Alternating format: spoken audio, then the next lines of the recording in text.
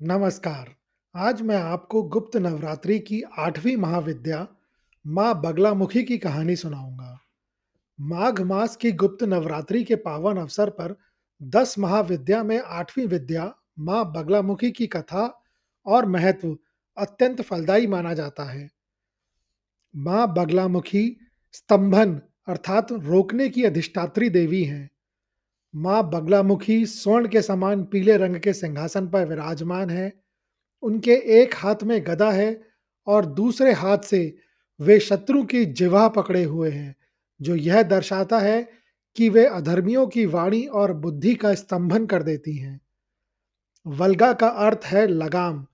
जैसे लगाम से घोड़े को नियंत्रित किया जाता है, वैसे ही माँ अपने भक्तों के शत्रुओं और उनकी अपनी इंद्रियों पर नियंत्रण रखती हैं।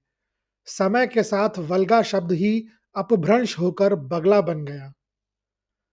सतयुग की घटना है, जब संपूर्ण सृष्टि सुचारू रूप से चल रही थी। अचानक ब्रह्मांड में एक ऐसा वैचारिक और प्राकृतिक विभोक्ष उत्पन्न हुआ, जिसने जल, थल, नभ सबको हिलाकर रख दिया। यह केवल एक साधारण तूफान नहीं था, बल्कि एक विनाशकारी कालवात था, जो समय और अस्तित्व को निगलने की क्षमता रखता था। जब भगवान विष्णु ने देखा कि उनके द्वारा पालित यह सृष्टि नष्ट होने वाली है, तो वे अत्यंत चिंतित हो गए। वे जानते थे कि इस प्रलय को केवल आदि शक्ति का स्तंभन रूप ही रोक सकता है। भगवान विष्णु ने सौराष्ट्र प्रदेश के हरिद्रा सरोवर अर्थात हल्दी का सरोवर के तट पर जाकर तपस्या शुरू की। उन्होंने वर्षों तक निराहार रहकर देवी की आराधना की। उनकी तपस्या की तीव्रता इतनी अधिक थी कि उनके भक्ति की ऊर्जा से वह सरोवर दिव्य आभा से चमकने लगा। मंगलवार की चतुर्दशी की आधी रात को उस पीले जल वाले हरिद्रा सरोवर के बीच से एक दिव्य तेज पुंज प्रकट हुआ। वह तेज इतना प्रबल था कि करोड़ों सूर्यों की चमक भी उसके सामने फीकी थी। उसी प्रकाश के पुंज में से माँ पीताम्बरा अर्थात माँ बगलामुखी का स्वरूप उभरा। उनका पूरा विग्रह स्वर्ण के समान चमक रहा था। उन्होंने पीले वस्त्र धारण किए थे और वे पीले फूलों की माला से सुशोभित थीं। उनके प्रकट होते ही संपूर्ण ब्रह्मांड की हलचल एकदम थम सी गई। माँ ने प्रकट होकर भगवान विष्णु से वर मांगने को कहा। भगवान विष्णु ने प्रार्थना की, हे देवी, इस विनाशकारी वेग को रोक दीजिए। तब माँ बगलामुखी ने अपने स्तंभन शक्ति का प्रयोग किया। उन्होंने न केवल उस तूफान की गति को शून्य कर दिया, बल्कि ब्रह्मांड में व्याप्त उन आसुरी शक्तियों की बुद्धि को भी जड़ कर दिया, जो इस विनाश का कारण बन रही थी। माँ केवल दैहिक शत्रुओं को ही नहीं मारती, बल्कि व्यक्ति के भीतर के अज्ञान, कुतर्क और बुरे विचारों को जीभ खींचकर उन्हें शांत कर देती है। माँ बगुलामुखी से जुड़ी अन्य पौराणिक और ऐतिहासिक कथाएं भी अत्यंत प्रसिद्ध हैं, जो उनके अजय शक्ति को दर्शाती है।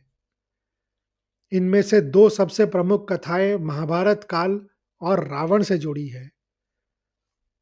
पहली कथा है महाभारत युद्ध और पांडवों की विजय की। महाभारत के युद्ध में मां बगलामुखी की भूमिका अत्यंत रहस्यमयी और निर्णायक मानी जाती है। तंत्र शास्त्र और शाक्त परंपराओं के अनुसार पांडवों की अदृश्य शक्ति मां बगलामुखी ही थी। कुरुक्षेत्र के युद्ध की शुरुआत से पहले पांडव खेमे में भारी तनाव था।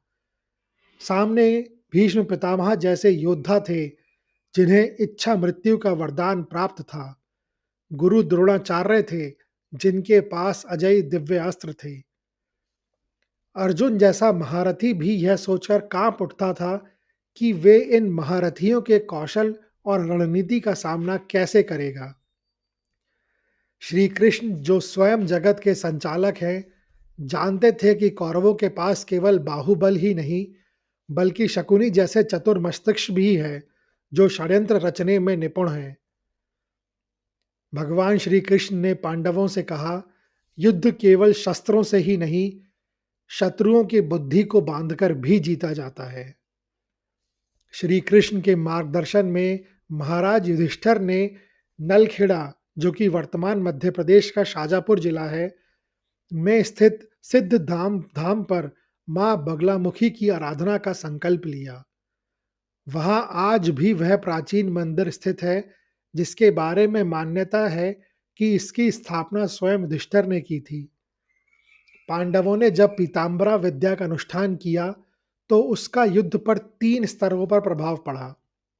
पहला, शत्रु की बुद्धि का स्तंभन। मां की कृपा से युद्ध के महत्वपूर्ण मोड़ों पर कौरव सेनापतियों की बुद्धि भ्रमित हो गई। भीष्म जैसे प्रखर वक्ता और नीतिज्ञ भी पांडवों के विरुद्ध निर्णायक रणनीति बनाने में स्तंभित रह गए। दूसरा, शकुनी के षड्यंत्रों की काट। शकुनी की सबसे बड़ी शक्ति उसकी वाक्पटुता और छल थी। मां बगुलामुखी जीभ की अधिष्ठात्री देवी हैं। उन्होंने शकुनी के छल कपट की शक्ति को बांध दिया, जिससे उसकी कोई भी चाल पांडवों पर भारी न पड़ सके। और तीसरा प्रभाव, अस्त्रों का प्रभाव शून्य करना। तंत्र कथाओं के अनुसार जब द्रोणाचार्य या कर्ण ने अत्यंत विनाशकारी अस्त्र छोड़े, तो मां की स्तंभन शक्ति ने उन अस्त्रों के वेग को हवा में ही स्थिर कर दिया, जिससे अर्जुन की रक्षा हुई। युधिष्ठिर स्वयं धर्मराज थे। मां बगुलामुखी केवल उन्हीं की सहायता करती हैं जो सत्य के मार्ग पर होते हैं। इस अनुष्ठान के माध्यम से मां ने पांडवों को वह अभय प्रदान किया, जिससे वे करोड़ों की सेना के सामने भी विचलित नहीं हुए। मान्यता है कि मां की कृपा से ही कौरवों की रणनीतियां विफल हुई और उनकी बुद्धि भ्रमित हो गई, जिससे अंततः पांडवों की विजय सुनिश्चित हुई। दूसरा, रावण और लंका की सुरक्षा। इस कथा के अनुसार रावण मां बगलामुखी का परम भक्त था। वह केवल एक राजा ही नहीं, बल्कि चारों वेदों का ज्ञाता और महान तांत्रिक भी था। उसने महादेव के साथ साथ 10 महाविद्याओं की कठोर आराधना की थी। तांत्रिक ग्रंथों के अनुसार रावण ने अपनी राजधानी लंका की सुरक्षा को अभेद्य बनाने के लिए मां बगलामुखी को सिद्ध किया था। रावण जानता था कि लंका पर समुद्र या आकाश मार्ग से आक्रमण हो सकता है। मां बगलामुखी की कृपा से उसने लंका के चारों ओर एक अदृश्य स्तंभन कवच स्थापित कर दिया था। इस कवच के कारण कोई भी शत्रु यदि दुर्भावना से लंका की ओर बढ़ता, तो उसकी बुद्धि भ्रमित हो जाती या उसकी गति स्वतः ही रुक जाती थी।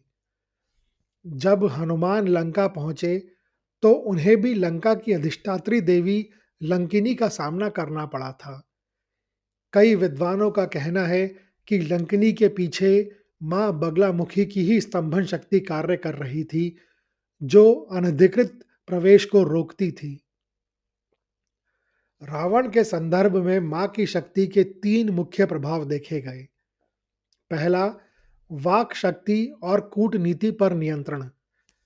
रावण की सभा में जब भी कोई दूत, जैसे अंगद या हनुमान, जाता, तो मां की उपस्थिति के कारण रावण की वाणी में ऐसा प्रभाव होता था कि बड़े बड़े विद्वान भी सम्मोहित हो जाते थे। यह मां बगलामुखी की वाक स्तंभन शक्ति का ही एक रूप था। दूसरा प्रभाव था शत्रुओं का सम्मोहन। युद्ध के दौरान जब वानर सेना ने लंका पर चढ़ाई की, तो प्रारंभिक चरणों में वे लंका की दीवारों को देखकर ही जड़त्व हो जाते थे। यह मां की ब्रह्मास्त्र विद्या का प्रभाव था, जो शत्रु के साहस को देखते ही सोख लेती थी। और तीसरा प्रभाव था जब मां ने अपनी शक्ति समेट ली। सबसे महत्वपूर्ण मोड़ तब आया जब रावण ने अहंकार में आकर अधर्म की पराकाष्ठा पार कर दी। मां बगलामुखी सत्य और न्याय की अधिष्ठात्री हैं। जब विभीषण ने राम का साथ दिया और रावण ने अपनी मर्यादा खो दी, तब मां की कृपा लंका से हटने लगी। जैसे ही मां की स्तंभन शक्ति हटी, लंका की अभेद्यता समाप्त हो गई और वानर सेना भीतर प्रवेश करने में सफल रही। कहा जाता है कि रावण की मृत्यु केवल बाण लगने से नहीं हुई, बल्कि इसलिए भी हुई क्योंकि अंत समय में वह मां बगलामुखी के मंत्र का विस्मरण कर बैठा। मां ने उसकी अपनी ही स्मरण शक्ति को स्तंभित कर दिया, जिससे उसका ज्ञान उसके काम नहीं आ सका। मां बगुलामुखी के अनेकों नाम हैं, जिनमें से प्रत्येक उनकी विशिष्ट शक्ति और स्वरूप को दर्शाता है। मां के कुछ प्रमुख नाम हैं: पीतांबरा अर्थात पीत यानी पीला और अंबर यानी वस्त्र। मां को पीला रंग अत्यंत प्रिय है। वे पीले वस्त्र धारण करती हैं, स्वर्ण के समान चमकती हैं और उनकी साधना में भी पीली वस्तुओं का ही प्रयोग होता है। पीला रंग मंगल और शुद्धता का प्रतीक है। दूसरा नाम ब्रह्मास्त्र रूपिणी, साक्षात ब्रह्मा अस्त्र का स्वरूप। जिस तरह युद्ध में ब्रह्मास्त्र अमोघ होता है और उसे कोई काट नहीं सकता, उसी तरह मां बगलामुखी की विद्या अचूक है। एक बार मां की कृपा हो जाए तो संसार में कोई भी शक्ति साधक का बाल भी बांका नहीं कर सकती।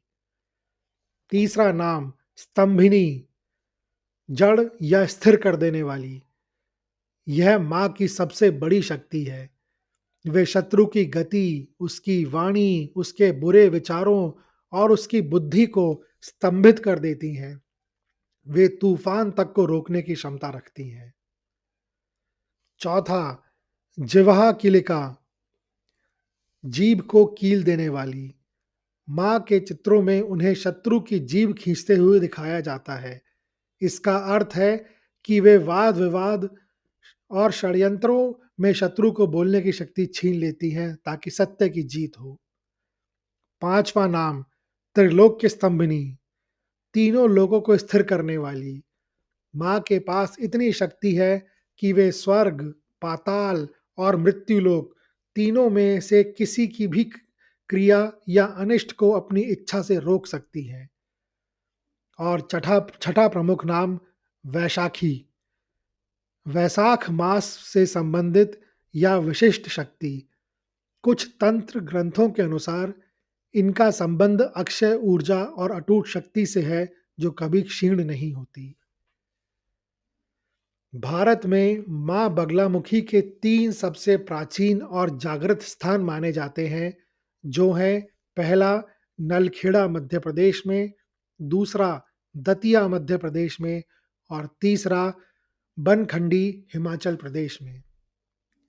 गुप्त नवरात्रि में मां बगलामुखी की साधना का विशेष महत्व इसलिए है क्योंकि वे शत्रु नाशिनी मानी जाती हैं।